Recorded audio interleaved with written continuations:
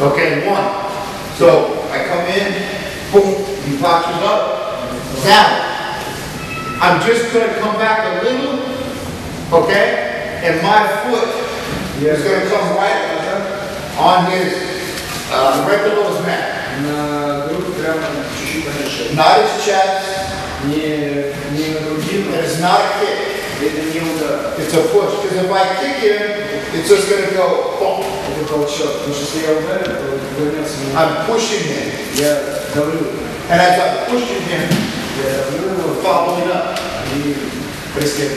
Okay? This, man, I do this a lot of times and I'll be done. We have elections here in Russia, and we so-called like this place, and I just wanted to ask you about American system and so-called American democracy, about Obama. How do you think will he be elected on the second term?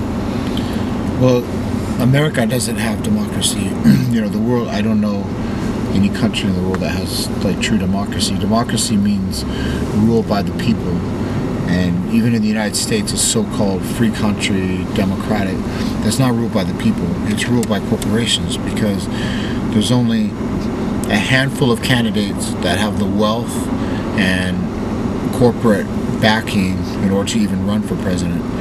And they're going to elect or put in power the one who is best going to keep the capitalist system alive. Right now, you have a choice between Obama, and it's funny because the Republicans call him a socialist. Сейчас направо. And he's the farthest thing from a socialist Направо. that there is, you know. He's done, obviously, he's tried to do some more things than George Bush, but everything that he's involved in it, you know, he had more corporate financial backing for his presidency than any president candidate in the history of the United States. So who does he owe the favors to? Who does he owe his presidency to? He owes it to these corporations. He owes it to the capitalism and the multinational corporations that run our country and finance the world, really. And you know, I heard an interesting thing about, you know, get off the subject about Russia when the communist bloc fell, and they were talking about it became a rule by monopoly, a rule by mobsters, really, and those who basically concentrated the wealth even further into the hands of just a few, and the system became more corrupt. And not that the system was good before, but you know, everyone, you know, United States would rejoice in the fall of you know, communism and this, but and really, what do you have in Russia right now? We have a president who's been elected for the third time under very precarious, you know, electoral process. You know, he says he won 64% of the vote. People who like work in the polls or whatever, they think it was less than 50%. I mean, that's a big difference, you know. But nobody believes the results. That's the problem. And even so, you have someone that you're giving someone permission to rule you. When you have a corporation financing candidates, you know, and candidates are coming from wealth, then how does that translate into like good for the people? There's no way. It is a class. It's a class war. It's a class difference. You have those who have, and those are the ones that run the countries, run the United States, and run Russia, and they have the ones who are trying to make a living, and are the ones that don't have anything. You know, when the wealth is in the hands of very few and the power is in the hands of very few, they're going to make rules and regulations and laws that are going to keep them in power, and they're going to keep the corporations wealthy, and in turn the corporations are going to finance those candidates.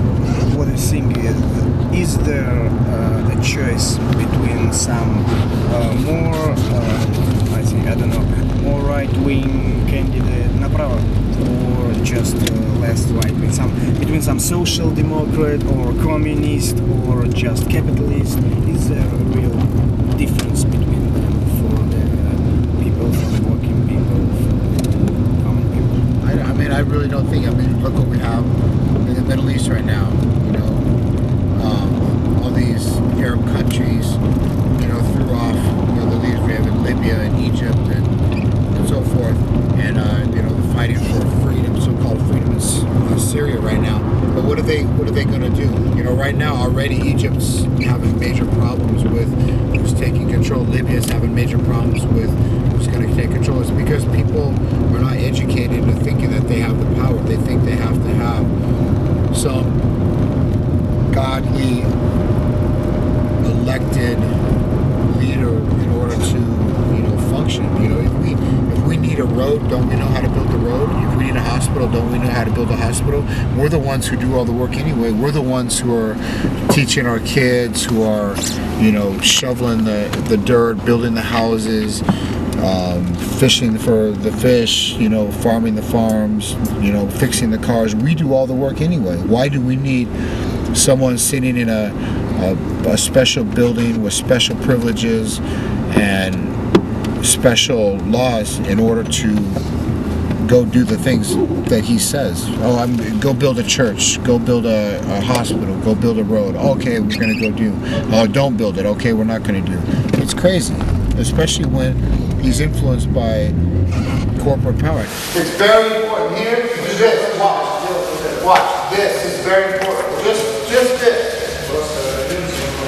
He's done. I'm going to sweep him for sure now. Okay? You're going to post it here. Now watch. I put my hip in his hip. And look, I've already passed. Very hard to defend. What do you think about the Occupy movement? Because here from Russia it seems to us that they occupied some squares, and what next? It seems to us here that they do not know what to do next. That's a very good point, you know, and I've talked to some anarchists about, you know, and some people who participated in Occupy Wall Street or Occupy Washington or wherever, and that's a good question. I think a good answer is that it basically let the world know and let themselves know, more especially, that they could make a difference. And what I mean by make a difference is, I don't think the corporation, you know, Wall Street never shut down one day. The corporations didn't change any of their dealings or give anybody raises or make it more just for the workers or anything like this. But what it did do is it had solidarity between a lot of different people all at the same time for a single cause. I mean, when is the last time that many people in that many different states in America, in that many different cities worldwide, fought for the same purpose?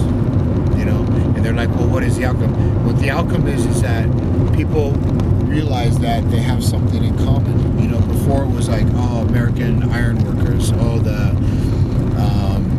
Syrian people trying to fight for freedom, or, you know, the people in Greece, you know, fighting the austerity measures that the government's enacting or something like that. But what the Occupy movement is like, oh, we all have the same thing in common. It's not black against white. It's not man against woman. It's not trade union versus another union. It's the people who work, who do the work, are all suffering because corporations and government are in consolidation to have the concentration of wealth and the power, and we're the ones that are suffering, and we're the ones that do all the work. And we have all this in common. We're a common class. We're the working class, and we have this in common. And everybody, like for a time, like realize this. We are the 99%. We're the ones that are suffering because of all these measures and the cutbacks and you know, the financial crisis in the world. But we're the ones doing all the work, and those who are in charge aren't suffering at all. You know, we're the ones that are suffering and doing the work, and everybody came together.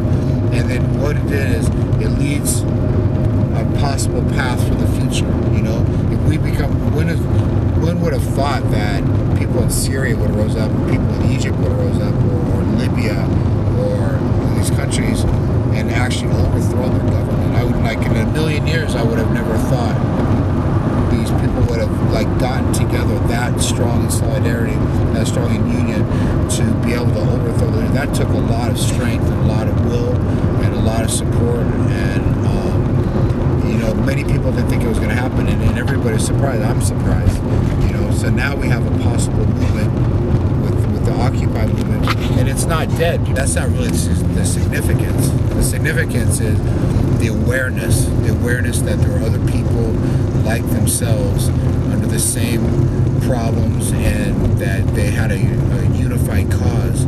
And what is the next step? The next step is they let everybody know that they exist. And now the next step is when the measures are increasing and the middle class is being wiped out, which it is right now, but people are going to stand up, and now they have something they're going to pass back to, like, 5 years or 10 years or 20 years ago. So remember the Occupy movement, remember when we came together as one. Now we're going to come together, and we're going to actually have to make the change, because the government is never going to make the change for us unless they're forced to. Look at civil rights, you know, women's rights, union rights, anything that meant anything to the common people never happened because the government goes, oh, okay, yeah, we're going to do this to be fair, we're going to do this to be just. No, they did it because the people stood up and said, no, we're not going to go sit at the back of the bus. No, we're not going to get off the streets. No, we're not going to, like, get out of the voting booths. We're going to create problems. We're going to have strikes. We're going to protest. We're going to say, no, we're not going to obey. We're going to have action.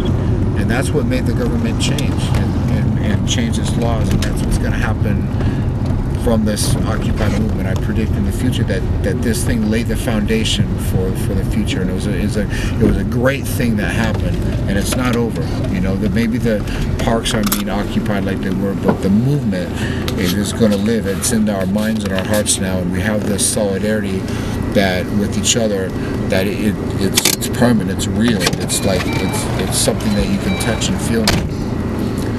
So what's about the participants of this movement? What is this, middle class or working class, some students or something like that?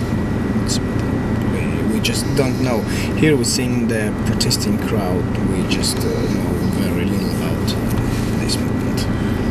Well, the thing that brought everyone together is, you know, like, even, like, let's say the Vietnam War. And in the United States, this was a very important war. The government couldn't support it anymore. It became political suicide to support it, so we got out of there. So that's a one way the movement of the people work. But even in that, there was a lot of disagreement. The union workers and the people, like, that had union jobs and this were very much against the protesters of the Vietnam War. You know, there wasn't the unity. There was such a strong movement against the war that they pulled out. But even within the United States, even people dying and their families, like, sending, they're going, well, that's, you know, they're being patriotic and supporting America, and, you know, then within the unions and stuff like that, they were very much against the protesters.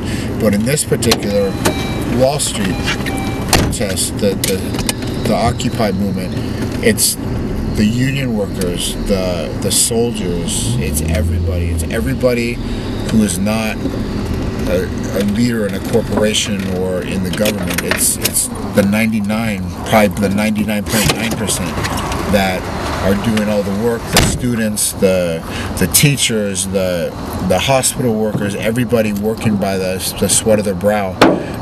These are the people that are supporting the Occupy movement, and it's almost everybody. It's only a few people that are in charge that don't like it, and of course they don't like it because they feel they're in danger. You know, they feel that their livelihood, their way of life of privilege is in danger, and it is. Okay, same thing. Okay, I tap, boom, he postures up. Okay, number one was this, the push, follow. Okay, number two is this, easy position. Okay, I come here, he postures up, I'm going to post his hand. What's about the trade unions now in America, especially about Wobblies? what about them. I know about the AFL, CIA. It's pretty known, but we here know very little about the IWW and what's happened with this union. The IWW has seen like a rebirth. They're getting stronger again. You know, unions have been down in the United States since Reagan, since the 80s. You know, when he broke some unions with the airlines and especially with the financial crisis in the world, you know, the unions have, like, people are just happy to have a job at all because the, you know, financiers of money of the world of the United States gambled the hardworking working class's money away and lost it and gave themselves bonuses and you know, bet against, you know, the banks, put it in the wrong, you know, bet on the wrong things and bet on the housing industry, and when it folded, a lot of people lost everything, and so people are just happy to have their jobs. And what happened is that unions really suffered because the unions, you know, they're not able to be strong because people were just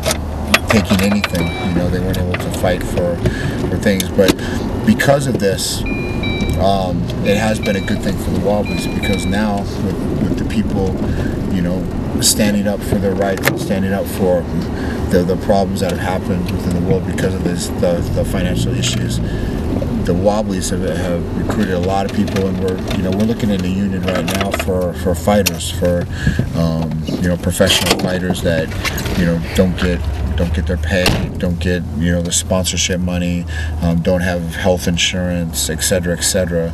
And so we're looking and the Wobblies are helping us, you know, organize a fighters union right now. So it's, you know, it's one way that they're working. So you're going to create this union? Yeah, I'm not going to be the one creating the union, but I'm going to have you know, be a participant in it, and you know, I'm going to be an active member and try to recruit other fighters and educate other fighters into the need for this, because there's a lot, you know, I start out, and even now, you know, having health insurance, and that is like a privilege. Very few fighters have health insurance. And how many jobs do you have where your object is to injure your opponent? You know, that one of you is going to be injured, or both of you are going to be injured in this fight. That's the solution for the fight. And there's no health insurance for you. You have to, if you make $5,000 in the fight, and maybe you have $50,000 in medical bills, who knows, you know, and you're off your other job if you have another job, or, you know, you have these medical bills that you have trouble paying, or, you know, you put your family, you know, you have to pay these medical bills, and so you don't have enough to pay your mortgage, or et cetera, et cetera. It's, or the sponsors don't pay, or the promotion doesn't pay you, or something. You have no protection at all. So it's a bad business right now, you know, for the fighters, and they need protection. So have you in America some law about the labor, some labor laws? Have you or don't? Because in Russia we have the so-called the labor law. It's pretty shit, but we have it. There is some, you know, some laws to they must protect workers, and so on. The professional sportsmen are the part of this labor law too. Is there some law like this in United Yeah, States? there's labor laws. I mean, none of the labor laws are really going to come into play for sports, because most of them are deal with, you know, working too many hours, or working overtime, or working in like an unsafe environment, I guess, where, you know, there's maybe electrical wires or some kind of thing that could happen, or we're protecting you know, children who are not old enough, they shouldn't be working at that, this kind of thing. That's not really going to affect those kind of things with the sport. So they really need a union to fight for them. And you know, the labor laws are the reason that these corporations, these multinationals, give for, you know, going abroad.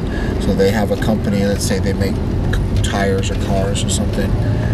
They just go to China, or they go to India, or they go to Mexico or something where there are no labor laws. And so instead of being guaranteed to make a certain salary, being guaranteed to have, you know, medical benefits or something like this, they just close a plant down, everybody gets fired, and they move to China, where the 100 people working there work 70 hours a week, and they make $2 a day, and they have no health insurance and no protection, and there's no age limit. So and then everybody suffers, except for, of course, the corporation that gets cheap profits. The people in China suffer because they're being exploited. The people in the United States lose out because they lose their jobs. But the corporation makes out because now they can maximize profits, which is the goal of capitalism. So I think it's the only way to protect your rights in the working place, to make a strong trade. I mean, I think unions are good, but what people understand is the reason we have these laws and labor unions and like welfare for those who don't have things, or food stamps, or programs, homeless shelters and stuff like this, is because we have a system that exploits everybody. So we have to have these safety nets. We have to have trade unions and homeless shelter, or money for a mother with 2 children, because they're being exploited by the system. It's a vicious cycle, and it's competition. It's competition for food, for shelter, for health care, for education, for all the basics of life, just the basics of life. We fight each other. You and I fight each other for like just survival. And as human beings, as educated, intelligent beings that know how to survive and know how to help each other and know how to have the technology to have everyone have a comfortable life, we still choose to fight one another for just the basics of life. And that's why all these things that especially right-wing individuals and Republicans and this, they bitch about, the welfare, we need to get off welfare, these trade unions are killing us. We wouldn't need these things. Welfare is a direct result of capitalism. It's a direct result of a competition. When you compete, somebody wins and somebody loses.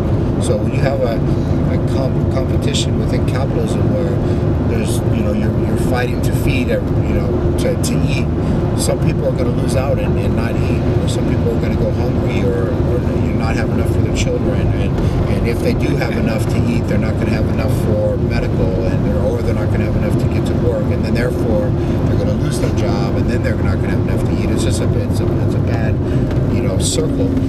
And what we need to do is get rid of this system, the system that causes all the grief and the disunity and the fight for each other. If we want to fight, let's do it in the ring. For survival, when we have enough for everybody, it doesn't make sense. Reset. And now we should tackle.